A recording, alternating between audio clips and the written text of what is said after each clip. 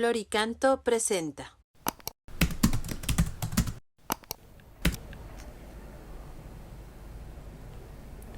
Número 342 del Compendio del Catecismo. ¿Es el matrimonio una obligación para todos?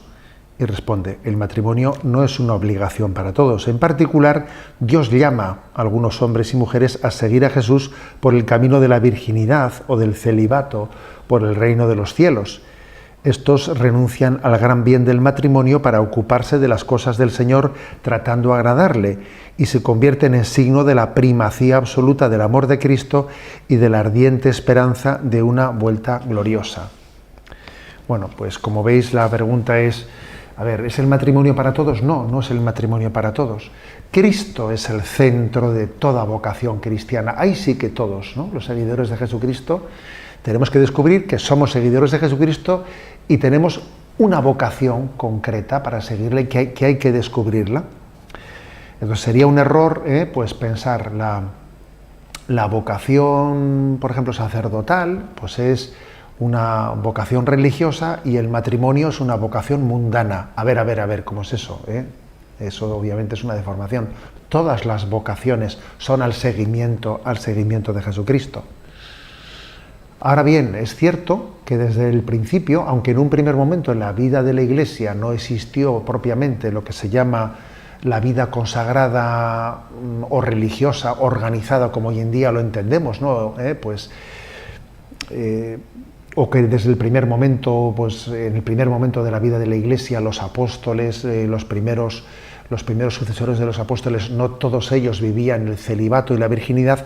Sin embargo, ya está presente, ¿no?, pues en el Nuevo Testamento la posibilidad de que uno haya recibido una vocación a una unión directa con Cristo, en el celibato o en la virginidad. Por ejemplo, ese episodio o ese pasaje de Mateo 19:12, ¿no?, en el que dice, ¿no?, después de haber hablado de matrimonio y del divorcio, después de haber dicho eso, dice Jesús, no todos entienden esto, solo los que han recibido el don. Hay eunucos que salieron así del vientre de su madre, a otros los hicieron los hombres, y hay quienes se hacen eunucos ellos mismos por el reino de los cielos. El que pueda entender, entienda. Hay quienes se hacen eunucos por el reino de los cielos. La palabra eunuco hace referencia también a una vocación célibe o en virginidad. No solo está ese episodio, también hay, por ejemplo, en la Primera Corintios, capítulo 7, versículo 32, allí dice, el no casado así habla en este caso, ¿no?, el célibe le llama no casado. El no casado se preocupa de los asuntos del Señor, buscando contentar al Señor. El casado, sin embargo, se preocupa de los asuntos del mundo, buscando contentar a su mujer.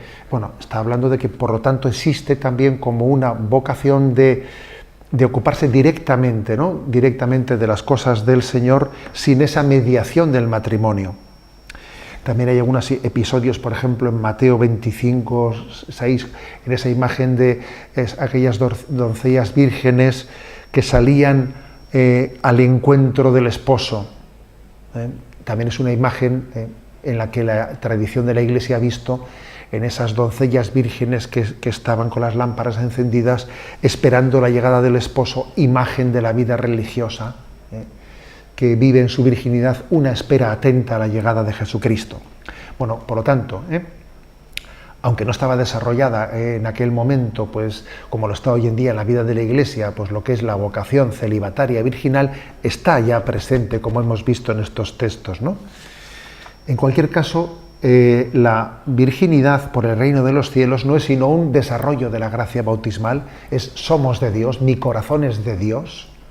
Y una forma de ser de Dios es ciertamente a través del esposo, a través de la esposa en el matrimonio, pero otra forma, ¿no?, de ser de Dios es ser directamente de Dios, es una manera de subrayar la preeminencia de Dios, del vínculo con Dios, ¿no?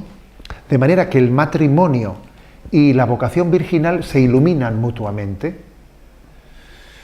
El matrimonio le ayuda a quien tiene la vocación celibataria, como es mi caso, que tengo la vocación celibataria, ¿no? El matrimonio le ayuda al célibe. ¿Por qué? Porque le hace recordar que yo no soy un solterón, sino que estoy llamado a vivir una relación esponsal. Tenemos el célibe, el que recibe la vocación a la virginidad, tiene que tener una relación esponsal con Dios, ¿no?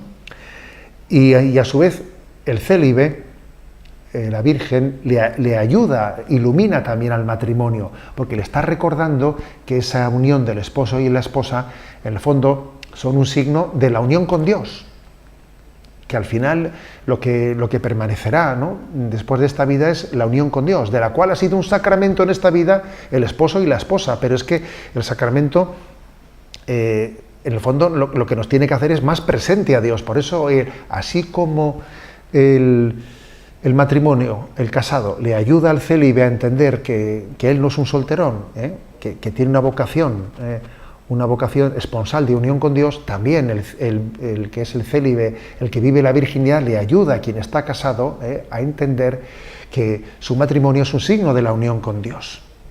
Matrimonio y vocación consagrada se iluminan mutuamente. Hay un texto de San Juan Crisóstomo, también muy, muy luminoso, que dice, ¿no?: denigrar el matrimonio es reducir a la vez la gloria de la virginidad. Elogiarlo es realzar a la vez la admiración que corresponde a la virginidad. Es decir, que no es que se elija la virginidad porque se desprecie el matrimonio, en absoluto. Porque si eso fuese así, entonces la virginidad tendría mucha menos dignidad.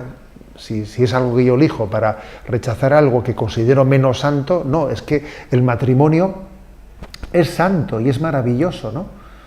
Y la virginidad, cuando Dios da un don específico, ¿no?, para vivir la vocación a la virginidad, todavía reluce más, puesto que uno, para vivirlo, ha renunciado a una vocación matrimonial que ya era santa en sí misma, ¿no? Por lo tanto, ¿no?, vivamos, ¿no?, pues ambas vocaciones y valoremos ambas vocaciones, la del matrimonio y la de la virginidad, no contraponiéndolas, ¿no?, sino más bien iluminándolas mutuamente y poniéndolas la una al servicio de la otra.